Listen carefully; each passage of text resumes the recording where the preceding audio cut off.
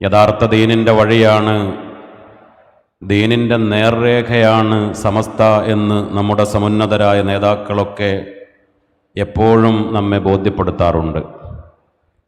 കേരളത്തിലെ മുസ്ലിം ഉമ്മത്ത് ഈ വലിയ ഇസ്സത്ത് കൈവരിച്ചതിൻ്റെ മുഴുവനും അതിൻ്റെ യഥാർത്ഥ കാരണം ദീനി ദഅവത്തിന് വേണ്ടി മാത്രം കടന്നു വന്ന മഹാന്മാരായ സ്വഹാബത്തിൻ്റെ ഒരു പാരമ്പര്യം ഇവിടെ നിലനിൽക്കുന്നു എന്നതാണ്. കേരളത്തിലെ മുസ്ലിം ഉമ്മത്തിൻ്റെ ഐഡൻറ്റിറ്റി തന്നെ ദീനി ദഅവത്താണ്, ദീനി പ്രബോധനമാണ്. ആ പ്രബോധനത്തിന് വേണ്ടി ജീവിതം മാറ്റിവെക്കുക, സമ്പത്ത് മാറ്റിവെക്കുക, കുടുംബത്തെ മാറ്റിവെക്കുക, ദീനി ദഅവത്തിന് വേണ്ടി സമർപ്പിതരാവുക എന്നത് ഏറ്റവും വലിയ അഭിമാനമായി കണ്ട നമ്മുടെ മുൻഗാമികളുടെ പിൻഗാമികളാണ് നാം ഓരോരുത്തരും. അതുകൊണ്ടാണല്ലോ ദീനി ദഅവത്തിന് വേണ്ടി എത്ര കോടിക്കണക്കിന് രൂപ ചെലവഴിക്കേണ്ടി വന്നാലും ഈ ഉമ്മത്ത് നൽകാൻ തയ്യാറാകുന്നത്.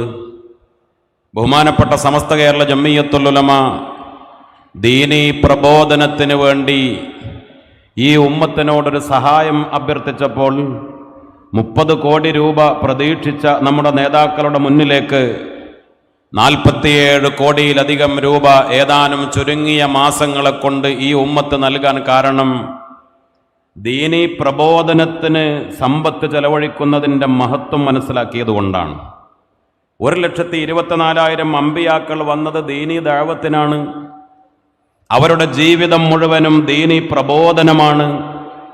അല്ലാഹു റബ്ബുൽ ഇസ്സത്ത് ഈ അമ്പിയാക്കളെ, മുർസലീങ്ങളെ ലോക ജനതകളിലേക്ക് പറഞ്ഞയച്ചത് അള്ളാന്റെ ദീന്, പരിശുദ്ധമായ തൗഹീദ്, വിശ്വാസപരമായ കാര്യങ്ങൾ അത് ജനങ്ങൾക്ക് എത്തിച്ചു കൊടുക്കാനാണ്, പ്രബോധനം ചെയ്യാനാണ്. അല്ലാഹു റബ്ബുൽ ഇസ്സത്ത് പരിശുദ്ധമായ ഖുർആനുൽ ശരീഫിലൂടെ പഠിപ്പിച്ചത് വലഖദ് ബഅസനാ ഫീ കുല്ലി ഉമ്മത്തിർ റസൂല അൻ അബ്ദുല്ലാഹ് വജ്തനിബുത് താഗൂത്ത്. അല്ലാഹുവിനെ ഇബാദത്ത് ചെയ്യണം എന്ന് ലോക ജനതയെ പഠിപ്പിക്കാനാണ് ഓരോ ഉമ്മത്തിലേക്കും അല്ലാഹു റബ്ബുൽ ഇസ്സത്ത് പ്രബോധകന്മാരെ, പ്രവാചകന്മാരെ പറഞ്ഞയച്ചത്. സയ്യിദുനാ നൂഹ് നബി അലൈഹിസ്സലാമിന്റെ 950 വർഷത്തെ പ്രബോധനത്തിന്റെ ചരിത്രം നമുക്കറിയാം. ഒരുപക്ഷെ ഫലമുണ്ടായാലും ഇല്ലെങ്കിലും, എത്ര വലിയ വെല്ലുവിളികൾ ഉണ്ടായാലും, ഏത് വലിയ പ്രതിസന്ധികൾ വന്നാലും ആ മേഖലയിൽ, പ്രബോധന മേഖലയിൽ പിന്തിരിയാതെ അവസാന ശ്വാസം വരെ അടിയുറച്ചു നിൽക്കുക എന്ന വലിയ ദൗത്യമാണ് മഹാന്മാരായ പ്രവാചകന്മാർ ലോകത്ത് നിർവഹിച്ചത്. ഈ ഉമ്മത്തിനോട് അല്ലാഹു റബ്ബുൽ ഇസ്സത്ത് പറഞ്ഞു, കുന്തും ഖൈറ ഉമ്മത്തിൻ ഉഖ്രിജത് ലിന്നാസ് തഅ്മുറൂന ബിൽ മഅറൂഫി വതൻഹൗന അനിൽ മുൻകർ. നിങ്ങൾ ഒരു ഉത്തമ സമുദായമാണ്. എങ്ങനെയാണ് ഉത്തമ സമുദായമാകുന്നത്? ആ ഉത്തമ സമുദായം ജനങ്ങളിലേക്ക് അയക്കപ്പെടുന്ന നിങ്ങൾ നന്മ കൽപ്പിക്കുന്നു, തിന്മ വിരോധിക്കുന്നു, നിങ്ങൾ ദഅവത്ത് നടത്തുന്നു. ദഅവത്ത് എന്നത് നന്മ കൽപ്പിക്കലും തിന്മ വിരോധിക്കലുമാണല്ലോ. അതുകൊണ്ടാണ് നിങ്ങൾ ഏറ്റവും വലിയ ഉത്തമ സമുദായമായത്. എല്ലാ സമുദായങ്ങളിലും മുന്നിൽ നടക്കുന്നവരായി മാറുന്നത് ദീനി പ്രബോധനം കൊണ്ടാണ്. ഹബീബായ മുത്തുനബി സല്ലല്ലാഹു അലൈഹി വസല്ലമ തങ്ങൾ പറഞ്ഞു, നല്ലറല്ലാഹു റഅൻ സമിഅ മിന്നാ ശൈആ ഫബല്ലഗഹു കമാ സമിഅ. അല്ലാഹുവിന്റെ റസൂൽ പറഞ്ഞത്, നമ്മിൽ നിന്ന് ഈ ദീനി കാര്യങ്ങൾ കേട്ട് അത് കേട്ടതുപോലെ മറ്റുള്ളവരിലേക്ക് ദഅവത്ത് ചെയ്യുന്ന, മറ്റുള്ളവരിലേക്ക് എത്തിച്ചു കൊടുക്കുന്ന ആളുകൾ, അവർക്ക് അല്ലാഹു റബ്ബുൽ ഇസ്സത്ത് അവരുടെ മുഖം പ്രസന്നമാക്കട്ടെ, ഐശ്വര്യമുള്ള മുഖമാക്കട്ടെ എന്ന് ഹബീബായ റസൂലുള്ളാഹി സ്വല്ലല്ലാഹു അലൈഹി വസല്ലമ തങ്ങൾ പ്രാർത്ഥിക്കുകയാണ്, അനുഗ്രഹിക്കുകയാണ്. ഹബീബായ മുത്തുനബി സ്വല്ലല്ലാഹു അലൈഹി വസല്ലമ തങ്ങളിൽ നിന്നും ഏറ്റെടുത്ത ദീൻ, ആ ദീനി ദഅവത്ത് നടത്താനാണ് 1,00,000-ലധികം വരുന്ന സ്വഹാബത്ത് ലോകത്തിന്റെ വിവിധ ഭാഗങ്ങളിലേക്ക് യാത്രയായത്. അല്ലാമ സൈനി ദഹ്ലാൻ റഹ്മത്തുള്ളാഹി അലൈഹിയുടെ അഭിപ്രായ പ്രകാരം സ്വഹാബത്തിന്റെ എണ്ണം 1,24,000 അമ്പിയാക്കളുടെയും എണ്ണം 1,24,000. മഹാനവറുകൾ പറയുന്നുണ്ട്, 1,24,000 നബിമാർ, അവരിൽ നിന്ന് പ്രത്യേകം തെരഞ്ഞെടുക്കപ്പെട്ട 313 മുർസലുകൾ, അവരാണ് മുത്തുനബിയുടെ മുൻഗാമികൾ. പിൻഗാമികൾ മുത്തുനബിയുടെ അനുചരന്മാർ, അവരും 1,24,000. അവരിൽ നിന്ന് തെരഞ്ഞെടുക്കപ്പെട്ട 313 അസ്ഹാബുൽ ബദർ, മുൻഗാമികളായ 1,24,000-ന്റെയും അവരിൽ നിന്ന് തെരഞ്ഞെടുക്കപ്പെട്ട 313 നേതാക്കളുടെയും പിൻഗാമികളായ 1,24,000-ന്റെയും അവർക്ക് തെരഞ്ഞെടുക്കപ്പെട്ട ബദരീങ്ങളുടെയും എല്ലാവരുടെയും നേതാവാണ് ഹബീബായ മുത്ത് മുഹമ്മദ് മുസ്തഫ സല്ലല്ലാഹു അലൈഹി വസല്ലം. 1,00,000-ലേറെ സ്വഹാബത്തിന്റെ എണ്ണത്തിൽ അഭിപ്രായാന്തരങ്ങൾ ഉണ്ടെങ്കിലും 1,00,000-ലേറെ വരുന്ന സ്വഹാബിമാർ 10,000-ൽ ചില്ലറ സ്വഹാബിമാരെ മദീനയിലെ ജന്നത്തുൽ ബഖയിലും പരിസരങ്ങളിലുമൊക്കെയായി അന്ത്യവിശ്രമം കൊള്ളുന്നുള്ളൂ. ബാക്കിയുള്ള സ്വഹാബത്ത് എങ്ങോട്ട് പോയി? കേരളത്തിൽ 100-ലധികം സ്വഹാബിമാരുടെ ഖബറുകളുണ്ട് എന്ന് ചരിത്രകാരന്മാർ രേഖപ്പെടുത്തുന്നുണ്ട്. എന്തിനാണ് അവർ കേരളത്തിലേക്ക് വന്നത്? നാടും വീടും വിട്ട് കുടുംബത്തോട് യാത്ര പറഞ്ഞ് സമ്പത്ത് ഉപേക്ഷിച്ച് എല്ലാം ഉപേക്ഷിച്ച് എന്തിനാണ് അവർ യാത്രയായത്? സത്യത്തിൽ സ്വഹാബത്തിനെ സംബന്ധിച്ചിടത്തോളം ഏറ്റവും വലിയ വേദന നാടുവിടലല്ല, അവരുടെ കുടുംബത്തോട് യാത്ര പറയലല്ല, സമ്പത്തിട്ടേച്ചു പോകലല്ല. യമനിലേക്ക് പോകുമ്പോ ബഹുമാനപ്പെട്ട സയ്യിദുനാ മുആദ് ഇബ്നു ജബൽ റളിയല്ലാഹു അൻഹു വിങ്ങിപ്പൊട്ടുകയാണ്. എന്തിനാണ് മുആദ് ഇബ്നു ജബൽ റളിയല്ലാഹു അൻഹു കരയുന്നത്? അല്ലാഹുവിന്റെ റസൂലേ, അങ്ങയോട് യാത്ര പറയുകയാണല്ലോ, കുടുംബത്തെ കാണാതിരിക്കുന്നതിൽ സങ്കടമില്ല, സമ്പത്തിനോടും നാടിനോടും യാത്ര പറയുന്നതിനോട്, ഒരു പ്രവാസിയാകുന്നതിനോടുള്ള സങ്കടം. മുത്തുനബിയെ, അങ്ങയോട് യാത്ര പറയുകയാണല്ലോ, അങ്ങയുടെ കൂടെ അല്ലല്ലോ എന്ന് വേദനിച്ച് പൊട്ടിക്കരയുകയാണ്. മക്കയിൽ മഹാന്മാരായ സ്വഹാബത്ത് ജീവിക്കുകയാണെങ്കിൽ, ഇബാദത്ത് ചെയ്ത് പ്രതിഫലം കിട്ടലാണ് ലക്ഷ്യമെങ്കിൽ, എല്ലാ ഇബാദത്തിനും എത്ര ലക്ഷം ഇരട്ടി പ്രതിഫലമാണ് മക്കയിൽ. മക്കയിലെ ഹറമിന്റെ പരിധിയിൽ, പള്ളിയിൽ പ്രവേശിക്കണ്ട, മസ്ജിദുൽ ഹറാമിൽ പ്രവേശിക്കണ്ട, മക്കയിലെ ഹറമിന്റെ പരിധിയിൽ താമസ സ്ഥലത്താണെങ്കിൽ പോലും ഏതൊരു ഇബാദത്ത്, ഏതൊരു അമൽ ചെയ്താലും 1,00,000 ഇരട്ടിയാണ് പ്രതിഫലം.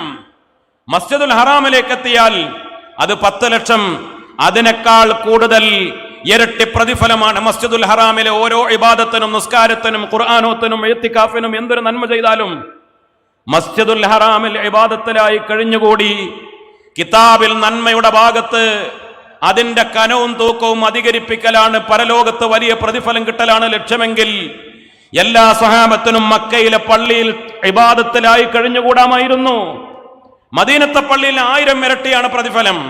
മറ്റുള്ള എല്ലാ പള്ളികളും കിട്ടുന്നതിനേക്കാൾ എന്തിനാണ് അവരാഗ്രഹിച്ചത്? മദീനയിലെ ഹറമിലും മക്കയിലെ ഹറമിലും, മദീനയിലെ മസ്ജിദുൻ നബവിയിലും മക്കയിലെ മസ്ജിദുൽ ഹറാമിലും ചടഞ്ഞുകൂടി ഇബാദത്തിൽ കഴിഞ്ഞുകൂടുന്നതിനേക്കാൾ വലിയ പ്രതിഫലം ദീനീ ദഅവത്തിന് ലഭിക്കുമെന്ന് മുത്തനബി സല്ലല്ലാഹു അലൈഹി വസല്ലമ തങ്ങൾ പഠിപ്പിച്ചപ്പോ കരയുന്ന മുആദ് ഇബ്നു ജബലിനോട് അല്ലാഹുവിന്റെ റസൂൽ പറഞ്ഞത്, മുആദേ, നിങ്ങൾ യമനിലേക്ക് പോകണം, ദീൻ എത്തിച്ചു കൊടുക്കണം, ദീനീ ദഅവത്ത് നടത്തണം. എന്നാൽ ലഅൻ യഹ്ദിയല്ലാഹു ബിക റജുലൻ വാഹിദ ഖൈറുൽ ലക മിനദ് ദുനിയാ വമാ ഫീഹാ. മുആദേ, നിന്റെ ദഅവത്ത് മുഖേന ഒരാൾ നന്നായാൽ, ഒരേ ഒരാൾക്ക് നിന്റെ ദഅവത്ത് മുഖേന ഹിദായത്ത് കൊടുക്കാൻ സാധിച്ചാൽ, ഈ ദുനിയാവും ദുനിയാകലെ സകലതും നിനക്ക് ലഭിക്കുന്നതിനേക്കാൾ ഉത്തമമാണ്. ഈ ദുനിയാവ് ഇന്ന് നമ്മൾ ചിന്തിച്ചാൽ, ഈ ഭൂലോകത്തെ സകല രാജ്യങ്ങളുടെയും അധികാരം ലഭിച്ചാൽ, ഈ ലോകത്തുള്ള സകല സമ്പത്തും ലഭിച്ചാൽ, അതിന്റെ മുഴുവൻ ഉടമസ്ഥനാകുന്നതിനേക്കാൾ ഏറ്റവും ഹൈറാണ്, ഉത്തമമാണ് നമ്മുടെ ദഅവത്ത് മുഖേന ഒരേ ഒരാൾ ഹിദായത്തിലാകുന്നത് എന്ന സന്തോഷ വാർത്തയാണ് മുത്തനബി സല്ലല്ലാഹു അലൈഹി വസല്ലമ തങ്ങൾ പറയുന്നത്. ദഅവത്തിന്റെ മഹത്വം എത്രമേൽ വലുതാണ്. സമ്പത്തിനേക്കാൾ, മറ്റുള്ള സൗകര്യങ്ങളെക്കാൾ ദീനീ ദഅവത്തിന് കിട്ടുന്ന, പരലോകത്ത് ലഭിക്കുന്ന ഏറ്റവും വലിയ പ്രതിഫലം ആ ഒരു ഹിദായത്തിന്റെ വഴി, ആ ഒരു പ്രബോധനത്തിന്റെ ദഅവത്തിന്റെ വഴി. അപ്പോൾ പ്രബോധനത്തിന് വേണ്ടി എത്ര പണം ചെലവഴിച്ചാൽ എന്താ, എത്ര യാത്ര പോയാൽ എന്താ, നാട് വിടേണ്ടി വന്നാൽ എന്താ, കുടുംബത്തെ ഉപേക്ഷിക്കേണ്ടി വന്നാൽ എന്താ, എത്രത്തോളം അള്ളാന്റെ റസൂലിനോട് യാത്ര പറയാൻ ധൈര്യം ലഭിക്കുന്നത്, ഹറമുകളോട് യാത്ര പറയാൻ ധൈര്യം ലഭിക്കുന്നത്, ദഅവത്തിലൂടെ ഒരാൾക്ക് ഹിദായത്ത് കൊടുക്കാൻ സാധിച്ചാൽ അതാണല്ലോ ഏറ്റവും വലുത് എന്നതാണ്. അതുകൊണ്ട് ബഹുമാനപ്പെട്ട മുആദ് ഇബ്നു ജബൽ റളിയല്ലാഹു അൻഹുവിനെ കുറിച്ച് ഒരിക്കൽ സയ്യിദുനാ ഇബ്നു അബ്ബാസ് റളിയല്ലാഹു അൻഹു, ആരാണ് ഇബ്നു അബ്ബാസ് റളിയല്ലാഹു അൻഹു? അബ്ദുല്ലാഹ് ഇബ്നു അബ്ബാസ് റഈസുൽ മുഫസ്സിരീൻ, ലോകം കണ്ട എല്ലാ ഖുർആൻ വ്യാഖ്യാതാക്കളുടെയും തലവൻ, നേതാവ് ഇബ്നു അബ്ബാസ് റളിയല്ലാഹു അൻഹു ഒരിക്കൽ മഹാന്മാര് സ്വഹാബത്തൊക്കെ ഇരിക്കുന്ന ഒരു വലിയ സദസ്സിൽ ഇങ്ങനെ പറഞ്ഞു: ഇന്ന മുആദ് ഇബ്നു ജബൽ കാന ഉമ്മത്തൻ ഖാനിതൻ ലില്ലാഹി ഹനീഫൻ വലം യകു മിനൽ മുശ്രിക്കീൻ. അപ്പോൾ കേട്ടവരൊക്കെ ആകെ അത്ഭുതപ്പെട്ടു. അവർ തിരുത്തി, മഹാനവറുകളെ അങ്ങനെയല്ലല്ലോ. സൂറത്തുൻ നഹ്ലിലെ 120-ാമത്തെ വചനം, ഇന്ന ഇബ്രാഹീമ കാന ഉമ്മ ഖാനിതൻ ലില്ലാഹി ഹനീഫൻ വലം യകു മിനൽ മുശ്രിക്കീൻ. ആരാണിത് പറയുന്നത്? ഖുർആൻ മുഴുവനും മനഃപ്പാഠമാക്കിയ, ഖുർആന്റെ എല്ലാ പൊരുളുകളും വ്യാഖ്യാനങ്ങളും അറിയുന്ന മഹാനായ ഇബ്നു അബ്ബാസ് റളിയല്ലാഹു അൻഹു പറയുന്നത്, ഇബ്രാഹിം നബിയുടെ പേരിന്റെ സ്ഥാനത്ത് മുആദ് ഇബ്നു ജബലിന്റെ പേര് വെച്ചുകൊണ്ടാണ് ഓതിയത്.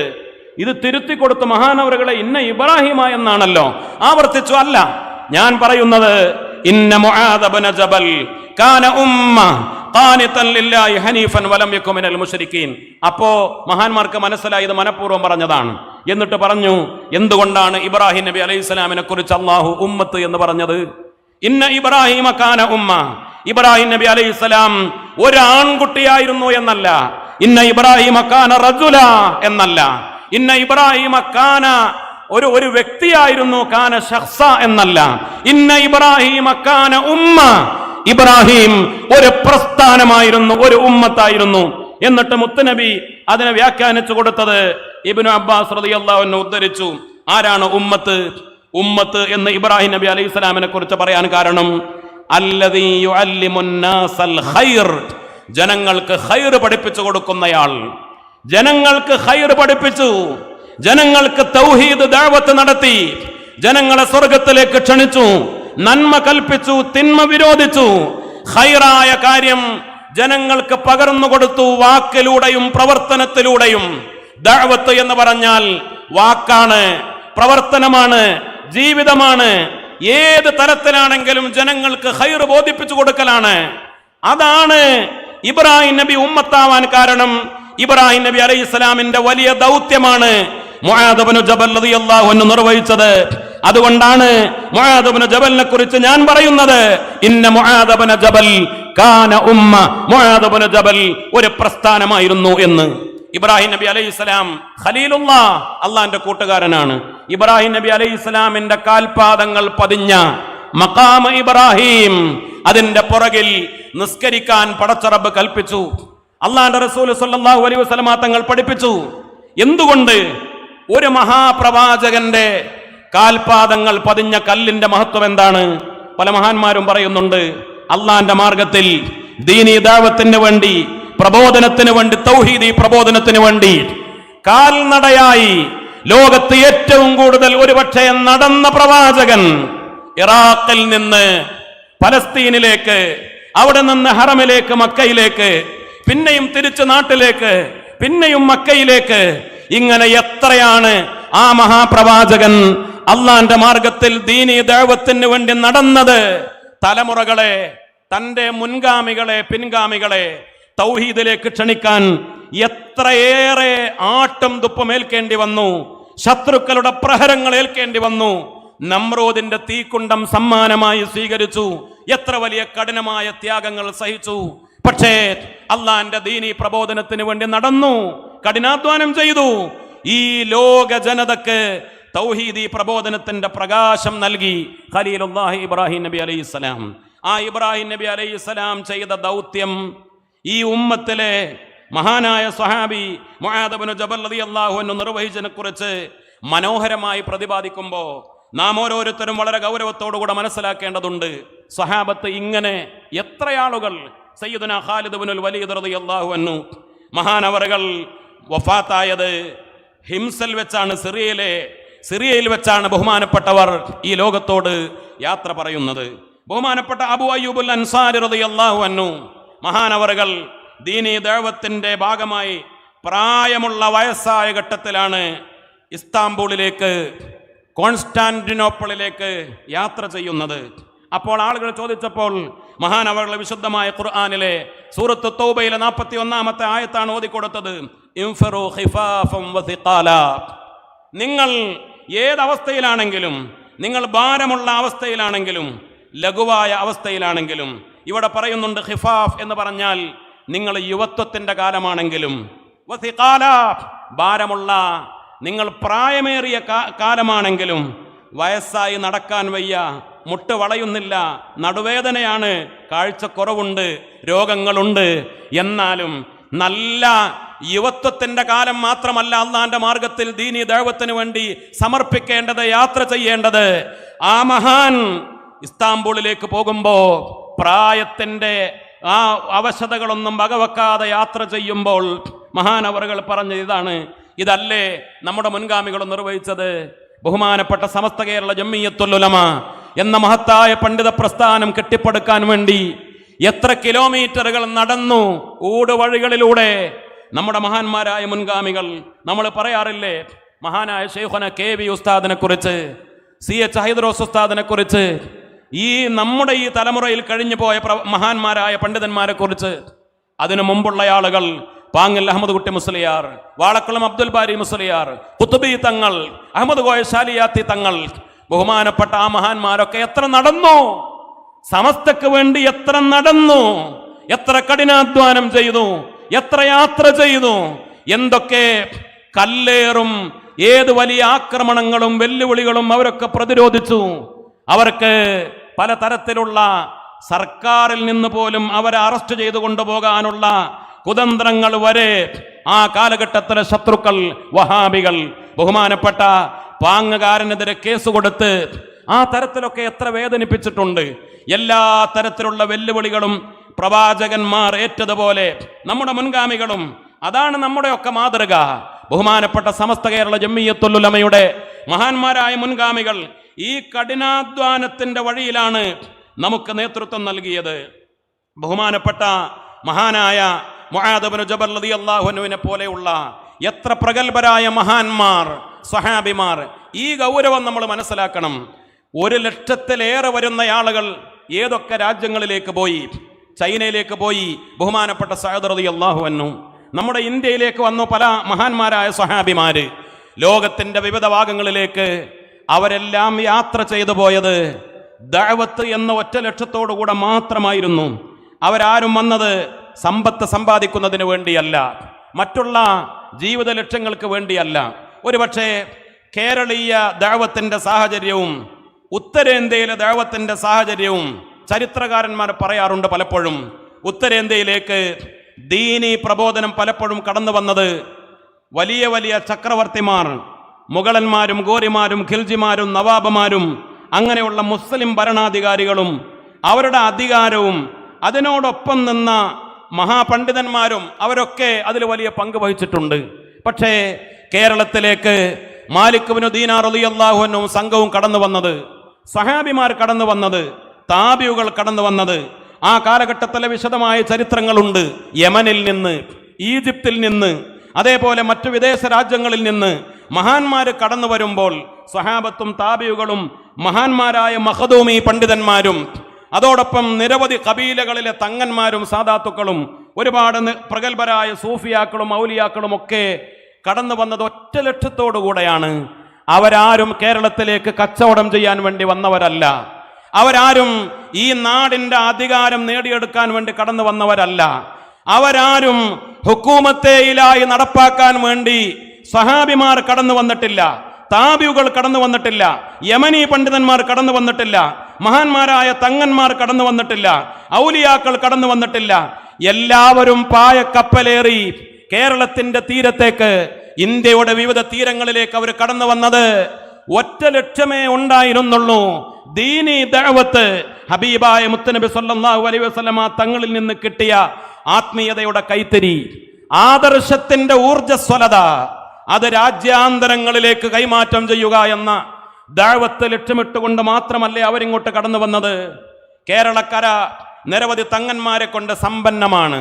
ഏറെക്കുറെ 40-ലധികം 50ഓളം വരുന്ന കബീലകളിലൂടെ വ്യത്യസ്തമായ കബീലകളിലെ സാദാത്തുക്കളെ ആദരിച്ച് ബഹുമാനിച്ച് സ്വീകരിച്ചവരാണ്. അവരെല്ലാം ഇങ്ങോട്ട് കടന്നു വന്നവരല്ലേ. അവരുടെ നാട് സത്യത്തിൽ മദീനയല്ലേ, അവരുടെ നാട് വിശുദ്ധമായ മക്കയല്ലേ. അവരെന്തിനാണ് മദീനയിൽ നിന്ന്, മക്കയിൽ നിന്ന് യമനിലേക്ക് പോയത്? അവരെന്തിനാണ് അവിടെ നിന്ന് ഈജിപ്തിലേക്ക് പോയത്? അവരെന്തിനാണ് സിറിയയിലേക്ക് പോയത്? അവിടങ്ങളിൽ നിന്ന് അവരെന്തിനാണ് നമ്മുടെ നാടുകളിലേക്ക് വന്നത്? അവരെന്തിനാണ് ഇന്തോനേഷ്യയിലേക്ക് പോയത്? വിവിധ രാജ്യങ്ങളിലേക്ക്. തങ്ങന്മാരുടെ ഇപ്പോഴത്തെയും ഒരു രീതി നമ്മൾ കാണാറുണ്ട്. അവരങ്ങനെ ഈ ഒരു മൈഗ്രേഷൻ, നാടുകളിൽ നിന്ന് നാടുകളിലേക്ക് ഓരോ തങ്ങന്മാരുടെ കബീലകളും പരിശോധിച്ചാൽ അവരുടെ പൂർവ്വപിതാക്കൾ ഇന്ന സ്ഥലത്താണ്, അവരുടെ പിതാക്കൾ മറ്റൊരു സ്ഥലത്താണ്, മറ്റൊരു ജില്ലയിലാണ്, മറ്റൊരു നാട്ടിലാണ്, മറ്റൊരു രാജ്യത്താണ്. ഈ ഒരു രീതി ദഅവത്താണ്. മഹാന്മാരായ സാദാത്തുക്കളുടെ ആത്മീയത ദഅവത്ത് ചെയ്യുക, ആത്മീയമായി ഉമ്മത്തിന് നേതൃത്വം നൽകുക, ദീനീ പ്രബോധനം നടത്തുക, നന്മ കൽപ്പിക്കുക, തിന്മ വിരോധിക്കുക. ഇതിനാണ് തങ്ങന്മാർ വന്നത്, അതിനാണ് ഔലിയാക്കൾ വന്നത്, അതിനാണ് സൂഫിയാക്കൾ വന്നത്, അതിനാണ് ആലിമീങ്ങൾ വന്നത്, അതിനാണ് മഖ്ദൂമി പണ്ഡിതന്മാർ വന്നത്. എല്ലാവരും ചിലപ്പോഴൊക്കെ നമ്മൾ പറയാറുണ്ട്, ഇവരും മൂന്നും ഒരേ വിഭാഗമായി മാറാറുണ്ട്. തങ്ങന്മാർ തന്നെയാണ് സൂഫിയാക്കൾ, തങ്ങന്മാർ തന്നെയാണ് ആലിമീങ്ങൾ. കാരണം ഈ മൂന്ന് വിഭാഗത്തിന്റെയും അടിത്തറ ദീനാണ്, ആത്മീയതയാണ്. അവരൊക്കെ ഔലിയാക്കളായിരുന്നു, അവരൊക്കെ വലിയ വലിയ ആബിദീങ്ങളായിരുന്നു, അവരൊക്കെ വലിയ വലിയ സൂക്ഷ്മ ജീവിതം നയിച്ചവരായിരുന്നു, വലിയ വറ ഉള്ളവരായിരുന്നു, സാഹിദീങ്ങളായിരുന്നു. അവർ യാത്ര ചെയ്തത് ദുനിയാവ് മോഹിച്ചുകൊണ്ടല്ല, അധികാരം മോഹിച്ചുകൊണ്ടല്ല, അവരുടെ എല്ലാം ദീനിനു വേണ്ടി സമർപ്പിച്ച് ഏത് വലിയ ത്യാഗവും ചെയ്യാൻ തയ്യാറായി. അല്ലാഹുവിന്റെ ദീൻ കലിമത്തുല്ലാഹി ഹിയൽ ഉൽയ, അതിനു വേണ്ടി മാത്രമാണ് അവർ സമർപ്പിതരായത്, അവർ ത്യാഗം ചെയ്തത്. അതുകൊണ്ടാണ് ഞാൻ പറഞ്ഞു വന്നത്, ഇവരാരും 1400 കൊല്ലത്തെ ചരിത്രം നമ്മുടെ കേരളത്തിനുണ്ട്, ഇന്ത്യക്കുണ്ട്. വളരെ അഭിമാനത്തോടു കൂടെയാണ് നമ്മൾ ചിന്തിക്കേണ്ടത്. ബഹുമാനപ്പെട്ട സമസ്ത കേരള ജംഇയ്യത്തുൽ ഉലമ ഒരു പാരമ്പര്യത്തിലാണല്ലോ ജീവിക്കുന്നത്. 1400 കൊല്ലത്തെ പാരമ്പര്യം. നമ്മുടെ പ്രമേയം തന്നെ ആദർശ വിശുദ്ധി നൂറ്റാണ്ടുകളിലൂടെ എന്നതാണ്. 14 നൂറ്റാണ്ടു കാലഘട്ടത്തിലെ ആദർശ പ്രബോധനത്തിന്റെ, ആത്മീയ പ്രബോധനത്തിന്റെ ചരിത്രമാണ്, പാരമ്പര്യമാണ് നമ്മുടേത്. ഇന്ത്യ ഒരു ബഹുസ്വര രാജ്യമാണ്. അന്നും ഇന്നും ഇവിടെ മഹാഭൂരിപക്ഷം വരുന്നത് ഹിന്ദു സമുദായമാണ്. മറ്റു പല മതങ്ങളും ഇവിടെ ഉണ്ടായിട്ടുണ്ട്. 4500-ലധികം വരുന്ന ജാതികളും ഉപജാതികളും 33 കോടി ദൈവങ്ങളും ആചാരങ്ങളും അനുഷ്ഠാനങ്ങളും ഒരുപാട് ക്ഷേത്രങ്ങളും അമ്പലങ്ങളും ഒക്കെയുള്ള, പൂജാരിമാരും മതപുരോഹിതന്മാരും വേദങ്ങളും ഉപനിഷത്തുകളുമുള്ള ഒരുപാട് സംസ്കാരങ്ങളുള്ള ഇന്ത്യ. ആ ഇന്ത്യയിൽ ഇന്ന് ഏറെ അഭിമാനത്തോടുകൂടെ അറബികളൊക്കെ അത്ഭുതപ്പെടാറുണ്ട്, വിദേശികൾ അത്ഭുതപ്പെടാറുണ്ട്. ഇന്ത്യയിലാണോ നിങ്ങൾ? ഹിന്ദിയാണോ? നിങ്ങൾക്ക് അവിടെ നിസ്കരിക്കാൻ സ്വാതന്ത്ര്യമുണ്ടോ? നിങ്ങൾക്ക് അവിടെ പള്ളി നടത്താൻ സ്വാതന്ത്ര്യമുണ്ടോ? കാരണം ലോകത്തിന്റെ വിവിധ മേഖലകളിൽ ഇന്ത്യ എന്ന് പറയുന്നത് അടിച്ചമർത്തപ്പെടുന്ന പ്രതിസന്ധികൾ ഇല്ല എന്നല്ല, വെല്ലുവിളികൾ ഇല്ല എന്നല്ല, അടിച്ചമർത്തപ്പെടുന്ന ഉമ്മത്ത് ഇവിടെ തകർന്നുകൊണ്ടിരിക്കുന്ന ഈ ചിത്രമാണ് അവരൊക്കെ അനുഭവിക്കുന്നത്. പക്ഷേ അങ്ങനെയാണെങ്കിലും മറ്റൊരു വശം നമ്മൾ ചിന്തിക്കണ്ടേ? അറബ് നാടുകളിൽ ഉള്ളതിനേക്കാൾ ചില കാര്യങ്ങളിലൊക്കെ ദീനീ ദഅവത്തിനൊക്കെ ഇപ്പോഴും നമ്മൾ ഈ സ്വാതന്ത്ര്യം അനുഭവിക്കുന്നുണ്ടല്ലോ. ഇങ്ങനെ മനോഹരമായ പ്രോഗ്രാമുകൾ നടത്താൻ, പാതിരാ പ്രഭാഷണങ്ങൾ നടത്താൻ, അങ്ങാടികളിലും മറ്റുമൊക്കെ വഅദ് പറയാൻ, ആളുകളെ ദഅവത്ത് നടത്താൻ ഭരണഘടന നമുക്ക് ഏത് മതത്തിൽ വിശ്വസിക്കാനും ആ വിശ്വാസം അനുസരിച്ച് ജീവിക്കാനും പ്രാക്ടീസ് ചെയ്യാനും അത് പ്രബോധനം ചെയ്യാനും ദഅവത്ത് ചെയ്യാനും ഭരണഘടന മൗലികമായി അടിസ്ഥാനപരമായി സ്വാതന്ത്ര്യം നൽകുന്ന ഭരണഘടനയുള്ള, അതിനെല്ലാ ആനുകൂല്യങ്ങളുമുള്ള ഒരു നാടാണ് നമ്മുടെ നാട്. എന്തുകൊണ്ട്? ഈ നാടിന്റെ പാരമ്പര്യം നമ്മൾ കാത്തു സൂക്ഷിക്കുകയാണ്. മാനവികതയുടെ, മൈത്രിയുടെ, സൗഹൃദത്തിന്റെ പാരമ്പര്യം. അതൊരു അത്ഭുതമല്ലേ? 1400 കൊല്ലമായി ഇവിടെ പള്ളികളുണ്ട്, ഇവിടെ ദീനീ പണ്ഡിതന്മാരുണ്ട്, ഇവിടെ ദർസുകളുണ്ട്, ദീനീ പ്രബോധനത്തിന്റെ വ്യത്യസ്തമായ വഴികളുണ്ട്. ആ കാലഘട്ടത്തിലും പ്രബോധനങ്ങളുണ്ട്, വഅദുകളുണ്ട്. അതിനെയൊക്കെ സഹകരിക്കുന്ന, സഹായിക്കുന്ന നാനാജാതി മതവിഭാഗങ്ങളുണ്ട്. ഇന്നലെ ഓഫീസിലിരിക്കുന്ന സമയത്ത് പാണക്കാട് സയ്യിദ് സാബിഖ് അലി ശിഹാബ് തങ്ങളുടെ കയ്യിലേക്ക് ഒരു ഹിന്ദു സഹോദരനാണ് നമ്മുടെ ഈ സമ്മേളനത്തിലേക്ക് ഒരു സംഭാവന കൊടുത്തയച്ചത്. എത്ര ആളുകൾ നമ്മെ സ്നേഹിക്കുന്ന, സമസ്തയോടൊപ്പം നിൽക്കുന്ന, നമ്മുടെ പാരമ്പര്യത്തോടൊപ്പം നിൽക്കുന്ന, നമ്മുടെ ആത്മീയ മജ്‌ലിസുകളിൽ, മജ്‌ലിസുൻ നൂറിന്റെ വേദികളിൽ, മൗലിദിന്റെ സദസ്സുകളിൽ, ആണ്ട് നേർച്ചകളിൽ, നമ്മുടെ ആത്മീയ കാര്യങ്ങളിൽ, നമ്മുടെ പള്ളി നിർമ്മാണത്തിൽ, മദ്രസ നിർമ്മാണത്തിൽ സാമ്പത്തികമായി വാരിക്കോരി ചൊരിഞ്ഞു തരുന്ന എത്രയോ ഹിന്ദുക്കളും ക്രിസ്ത്യാനികളും മറ്റുമൊക്കെ ഉള്ള നാട്. എന്തുകൊണ്ട്? ഈ പാരമ്പര്യം ഇവിടെ നിലനിർത്തിയത് സുന്നി പണ്ഡിതന്മാരാണ്. സുന്നി പണ്ഡിതന്മാരുടെ ദഅവത്തിന്റെ രീതി അങ്ങനെയാണ്. അത് ഔലിയാക്കളുടെ ദഅവത്തിന്റെ രീതിയാണ്. ബഹുമാനപ്പെട്ട അജ്മീർ ഖാജ മഹാനായ ചിസ്തി തങ്ങൾ 90 ലക്ഷത്തിലധികം വരുന്ന ആളുകൾ ഹിദായത്ത് ലഭിച്ചു. ഒരു വ്യക്തി, ഒരാൾ. എന്താണ് ദീനി ദഅവത്ത്? ഇന്ന് ചില ആളുകൾ മനസ്സിലാക്കിയത് സ്നേഹസംവാദം നടത്തലാണ് ദീനി ദഅവത്ത്, മറ്റു മതക്കാരോട് തർക്കിക്കലാണ് ദീനി ദഅവത്ത്. അവരുടെ പുരാണങ്ങളെ, ഉപനിഷത്തുകളെ, വേദങ്ങളെ, ബൈബിളിനെ, മറ്റു മതഗ്രന്ഥങ്ങളെ ചോദ്യം ചെയ്യലാണ്, അതിനെ നിരൂപിക്കലാണ്, അതിന്റെ കുറ്റവും കുറവും പരിശോധിച്ച് സ്നേഹസംവാദം നടത്തി വിളിച്ചു പറയലാണ് ദീനി ദഅവത്ത് എന്ന് മനസ്സിലാക്കിയ ആളുകളുടെ മുന്നിൽ എത്ര ഖുർആൻ പരിഭാഷ വിതരണം ചെയ്താലും, എത്ര ലഘുലേഖ വിതരണം ചെയ്താലും അതിനപ്പുറത്ത് ഒരു ഡാറ്റ നമുക്ക് സമർപ്പിക്കാൻ കഴിയണം.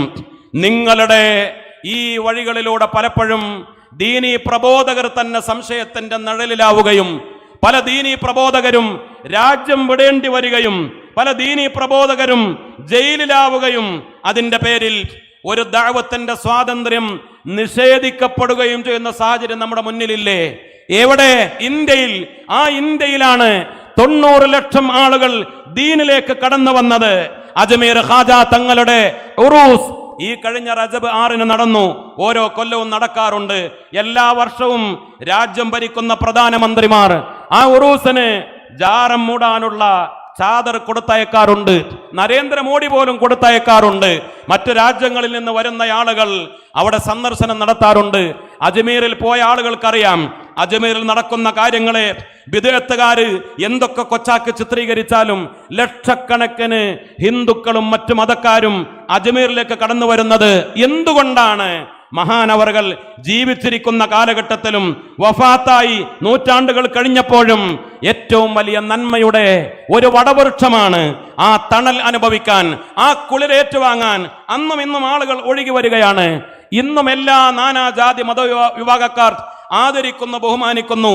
അവരുടെ ചരിത്രം അറിയുന്നവരും ഗർവാപ്പസയുടെ ചരിത്രം പറയാറില്ല. നിർബന്ധ മതപരിവർത്തനത്തിന്റെ ആളാണ് ബഹുമാനപ്പെട്ട അജ്മീർ ഖാജ എന്ന് ആരെങ്കിലും പറയാറുണ്ടോ? അജ്മീർ ഖാജ തങ്ങളുടെ ദഅവത്തിന്റെ രീതി എങ്ങനെയായിരുന്നു? അതാണ് നമ്മൾ മനസ്സിലാക്കേണ്ട പ്രബോധനത്തിന്റെ ഏറ്റവും വലിയ, ഏറ്റവും കൊഴുപ്പുള്ള, പ്രകാശമുള്ള, പച്ചപ്പുള്ള ആത്മീയതയുടെ, സമസ്തയുടെ, ഔലിയാക്കളുടെ, സാദാത്തുക്കളുടെ, മഹാന്മാരുടെ വഴി അവിടെയാണ് നമുക്ക് പ്രകാശിതമാവുക. അവിടെ ജയപാൽ മഹർഷി എന്ന പേരുള്ള ഒരു ഹിന്ദു സന്യാസി ഉണ്ടായിരുന്നു, ഹിന്ദു പുരോഹിതനുണ്ടായിരുന്നു. ജയപാൽ മഹർഷി വേദങ്ങളും പുരാണങ്ങളും ഉപനിഷത്തുകളുമൊക്കെ ആഴത്തിൽ പഠിച്ച ജയപാൽ മഹർഷി, വലിയ സിദ്ധികളും യോഗ്യതകളും ഉണ്ടായിരുന്ന ജയപാൽ മഹർഷി അന്തരീക്ഷത്തിൽ നിന്ന് തീമഴ പെയ്യട്ടെ എന്ന് പറഞ്ഞാൽ, അഗ്നിമഴ വിരൽ ചൂണ്ടിയാൽ അനുയായികൾക്ക് മുന്നിൽ തീമഴ പെയ്യുമായിരുന്നു. അതാണ് ജയപാൽ മഹർഷി.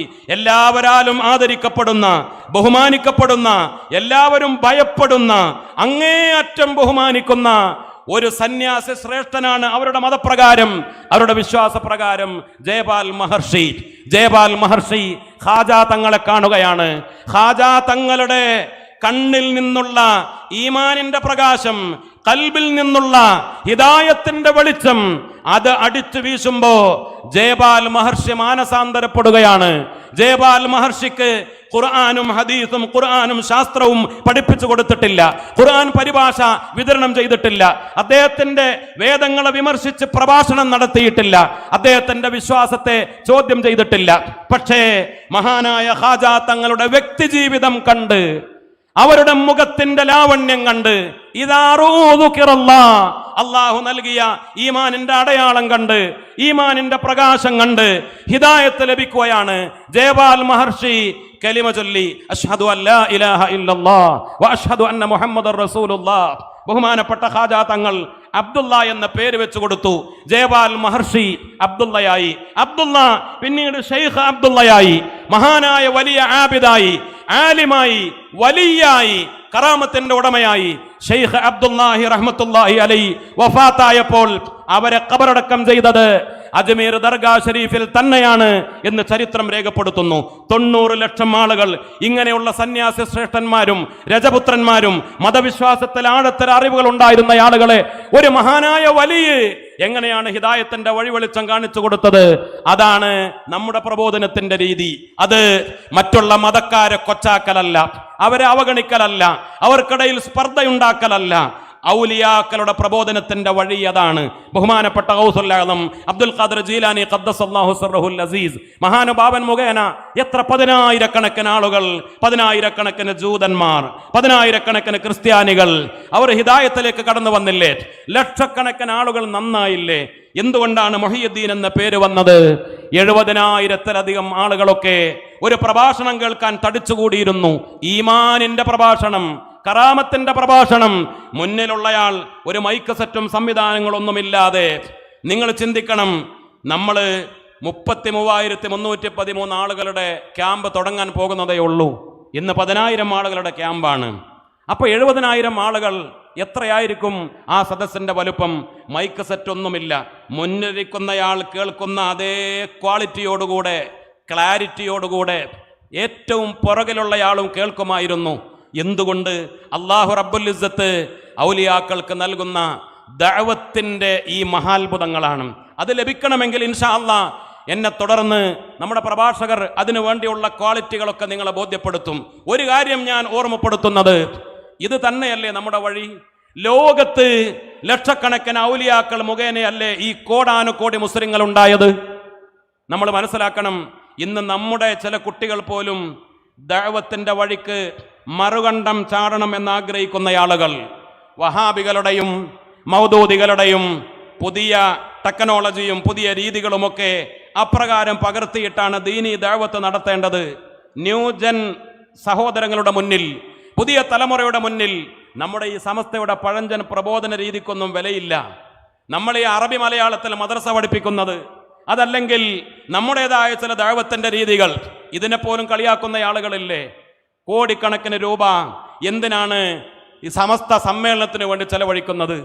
എന്തിനാണ് ഒരു മഹാസമ്മേളനത്തിന്റെ പ്രചരണത്തിന് വേണ്ടി മഹല്ലായ മഹല്ലുകളിൽ, മദ്രസയായ മദ്രസകളിൽ, റേഞ്ച് തലങ്ങളിൽ, പഞ്ചായത്ത് തലങ്ങളിൽ അങ്ങനെ എത്ര കോടിക്കണക്കിന് രൂപ നമ്മൾ ചെലവഴിച്ചു ദീനീ ദഅവത്തിന് വേണ്ടി, സുന്നത്ത് ജമാഅത്തിന് ദഅവത്തിന് വേണ്ടി? അത് തന്നെയാണ് ദീനീ ദഅവത്ത്. ദീനീ ദഅവത്ത് സുന്നത്ത് ജമാഅത്തിന്റെ ദഅവത്താണ്.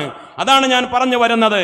അല്ലാതെ ദീനീ ദഅവത്ത് എന്ന് പറഞ്ഞാൽ വഹാബികൾക്കും മൗദൂദികൾക്കും എല്ലാ പുത്തനാശയക്കാർക്കും നമുക്കും എല്ലാവർക്കും ഉൾക്കൊള്ളാൻ കഴിയുന്നത് മാത്രം പറയുന്ന ബ്യൂട്ടി പാർലറിൽ പോയ ഒരു ദീനീ ദഅവത്തല്ല.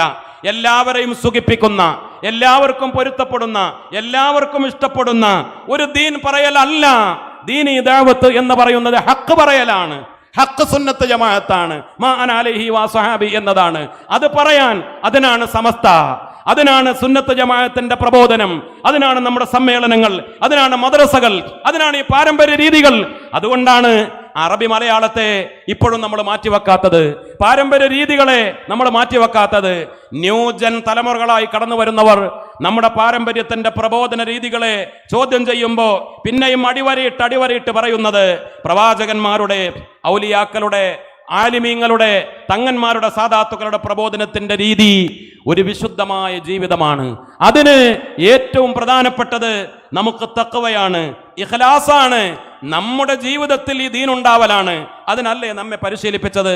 10,000 ആളുകളോട് ഇങ്ങോട്ട് കടന്നു വരാൻ പറഞ്ഞപ്പോ, 33,000-ത്തിലധികം ആളുകളോട് ഇങ്ങോട്ട് കടന്നു വരാൻ പറഞ്ഞപ്പോ 5 ടാസ്കുകൾ നമുക്ക് നൽകി.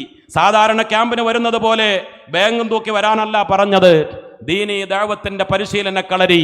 നമ്മൾ ദഅവത്തിന് വേണ്ടി സമർപ്പിതരാവുകയാണ്. എല്ലാ മേഖലയിലുള്ള ദഅവത്തും നമ്മൾ ഉപയോഗപ്പെടുത്തുകയാണ്. ഇൻഷാ അല്ലാഹ് ആ കാര്യങ്ങളൊക്കെ വരാനുള്ള പ്രഭാഷകർ ഇവിടെ കൃത്യമായി സൂചിപ്പിക്കും. അതുകൊണ്ട് തന്നെ നമ്മൾ ഏത് കാലഘട്ടത്തിലും ഇപ്പോൾ 10,000 ദായിമാരെ നമ്മൾ ഈ ഉമ്മത്തിന് വേണ്ടി സമർപ്പിക്കുന്നത് ബഹുമാനപ്പെട്ട സമസ്ത കേരള ജംഇയ്യത്തുൽ ഉലമയുടെ 100ാം വാർഷിക ഉപഹാരങ്ങൾ, 15 ഉപഹാരങ്ങളിൽ അതിലൊന്നാണ് 10,000 ദായിമാരെ ഈ ഒരു ക്യാമ്പിനെ തുടർന്ന് അവർക്ക് കൃത്യമായ പരിശീലനങ്ങൾ നൽകി. നേരത്തെ ഇബാദിന്റെ ദീനീ ദഅവത്തിന്റെ പാരമ്പര്യമുണ്ട്, നമ്മുടെ ആമിലയുടെ ദീനീ ദഅവത്തിന്റെ പാരമ്പര്യമുണ്ട്. അതിനു മുമ്പ് തന്നെ ഒരുപാട് ഈ വഴികൾ നമ്മുടെ മുൻഗാമികൾ നമുക്ക് പഠിപ്പിച്ചു തന്നിട്ടുണ്ട്. ആ പഠനം പ്രത്യേകമായ അക്കാഡമിക്കൽ തിയറികൾ രൂപപ്പെടുത്തിക്കൊണ്ടല്ല, അത് ഒന്ന് മാത്രമാണ് വ്യക്തിപരമായി നമ്മൾ മറ്റുള്ളവരിലേക്ക് ദീനീ ദഅവത്ത് എത്തിച്ചു കൊടുക്കുക. ഈ 10,000 ആളുകൾക്ക് ദീനീ ദഅവത്ത് നടത്താൻ മൈക്ക് സെറ്റ് വേണ്ട, നോട്ടീസ് വേണ്ട, അധ്യക്ഷ പദവി വേണ്ട, ബാനർ വേണ്ട, സ്റ്റേജ് വേണ്ട, പേജ് വേണ്ട, ഒന്നും വേണ്ട. നമുക്ക് അല്ലാഹു റബ്ബുൽ ഇസ്സത്ത് നൽകിയ നമ്മുടെ ഈ ആരോഗ്യം, സംസാരിക്കാനുള്ള കഴിവ്, ജീവിക്കാനുള്ള കഴിവ്, നമ്മുടെ പടച്ച റബ്ബ് തന്ന വമിമ്മാ റസഖ്നാഹും യുൻഫിഖൂൻ, പടച്ച റബ്ബ് തന്ന ആ എല്ലാ വിഭവങ്ങളും, നമ്മുടെ ഓർമ്മശക്തിയും നമ്മുടെ ശബ്ദവും നമ്മുടെ പ്രബോധനത്തിന്റെ എല്ലാ വഴികളും, നമ്മുടെ ചിന്തയും ആലോചനയും നമ്മുടെ നോട്ടവും പെരുമാറ്റവും ജീവിതവും മറ്റുള്ളവർക്ക് വേണ്ടി സമർപ്പിക്കലാണ്. ഔലിയാക്കൾ അവർ ജീവിച്ചു, മറ്റുള്ള ആളുകൾക്ക് ഹിദായത്ത് ലഭിച്ചു. ഔലിയാക്കൾ അവർക്ക് ആത്മീയതയുണ്ടായി, ആ ആത്മീയത കണ്ട് മറ്റുള്ളവർ നന്നായി. അതുകൊണ്ടല്ലേ ഹബീബായ മുത്തനബി സല്ലല്ലാഹു അലൈഹി വസല്ലമ തങ്ങൾ പറഞ്ഞത്, മഹാന്മാർ ഖിയാറുക്കും, നിങ്ങളിൽ ഏറ്റവും ഉത്തമന്മാർ, അവരെ കാണുമ്പോൾ ഇദാ റുഊ ദുക്കിറല്ലാഹ്, കണ്ടാൽ തന്നെ മറ്റുള്ളവർക്ക് അല്ലാഹുവിനെ ഓർമ്മ വരും. വിശുദ്ധമായ ആത്മീയ ജീവിതം കൊണ്ടാണ്. വറഅ്, സൂക്ഷ്മത, തവക്കുല്, സുഹുദ്, തസവ്വുഫിന്റെ ആത്മീയതയുടെ വഴികൾ അവരുടെ ജീവിതത്തിൽ ഉണ്ടായി. കാണുന്നവർ അവർക്ക് പറയണ്ട, ശബ്ദം വേണ്ട. പിന്നെ അവരുടെ അമല് കാണുമ്പോൾ, അവരുടെ പ്രവർത്തനം കാണുമ്പോൾ, അവർ നടക്കുന്നത്, ഇരിക്കുന്നത്, ഭക്ഷണം കഴിക്കുന്നത്, ജീവിതത്തിൽ പാലിക്കുന്ന ആദാബുകൾ കാണുമ്പോൾ കാണുന്ന ആളുകൾക്ക് പരലോകത്തിന്റെ ഓർമ്മ വരികയാണ്.